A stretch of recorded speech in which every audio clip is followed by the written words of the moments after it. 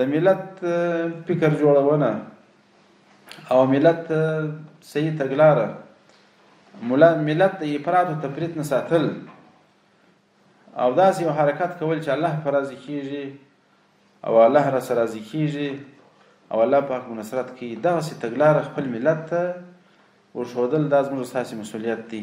خاصتا چې دا ځوانه طبقه مو په لاس کې ده، دا په زرګونو محصلین دي. زما خو دا نظر دی، دا مې غوښتنه ده چې هر قدرمن استاد دی دا مسؤلیت د ځانه سره ولري، دا دې احساس کړي چې زه به د دې خپل افغانستان د مظلومانو او د دې اسلامي نظام د دفاع دپاره چې څه علمي توان لرم هغه په کار اچوم.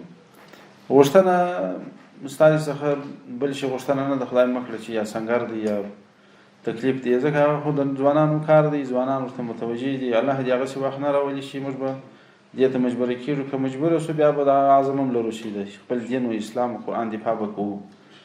نو غوښتنه مې دغه ده چې تاسې دغه فکره خپلو ځوانانو ته یې ورسوئ، خپل ملت ته یې ورسوئ او هر څه چې وایاست په جرأت باندې وایاست.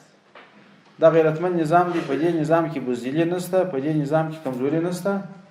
غوښتنه مې دا ده چې تاسې قدرمن که په سیند کې یاست، که د باندې میډیا ته راوځئ، که هر ځای خبره کوئ په ډېره دلاوري یې کوئ.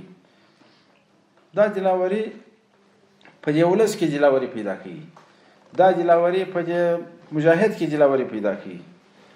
څومره چې د شیوخو د استادانو د علماو حمایه د مجاهد سره ملګري، د ولس سره ملګري، ولس به ډاډمني.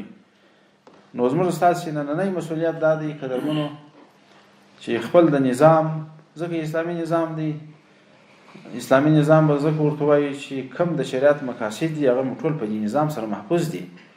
الحمدلله دین مو محفوظ دی، مال مو محفوظ دی، نسل مو محفوظ دی، عقل مو محفوظ دی او عزت مو محفوظ دی.